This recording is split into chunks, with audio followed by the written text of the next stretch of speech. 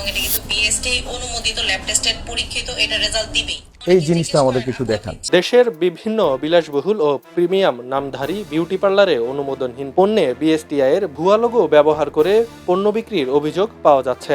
এমনই একটি বিউটি পার্লারে অভিযান পরিচালনা করেছে বিএসটিআই।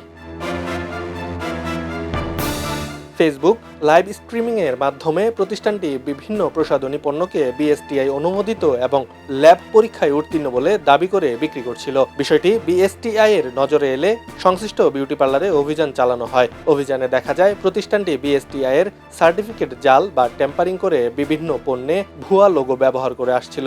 এছাড়াও অনুমোদনহীন বিভিন্ন প্রসাধনী পণ্য বিক্রির প্রমাণ পাওয়া গেছে। অভিযোগের সত্যতা প্রমাণিত হওয়ায় এবং প্রতিষ্ঠান কর্তৃপক্ষের দায় স্বীকারের পর ভ্রাম্যমাণ আদালতের ম্যাজিস্ট্রেট বিএসটিআই এর আইন 2018 অনুযায়ী প্রতিষ্ঠানটিকে জরিমানা করে। সৌন্দর্য সচেতন অনেক মানুষ নামিদামি বিউটি পার্লারের প্রতি অন্ধ বিশ্বাস রাখেন। তবে এসব প্রতিষ্ঠানে ব্যবহৃত বা বিক্রি হওয়া পণ্য কোথা থেকে আসছে, সেগুলোর বৈধ অনুমোদন রয়েছে কিনা কিংবা ল্যাব পরীক্ষায় উত্তীর্ণ কিনা সে বিষয়ে অধিকাংশ ক্রেতাই খোঁজ নেন না। ফলে বাহ্যিক চাকচিক্য ও প্রিমিয়াম ব্র্যান্ডিং এর আড়ালে অনেক সময় প্রতারণার শিকার হচ্ছেন সাধারণ ভোক্তারা।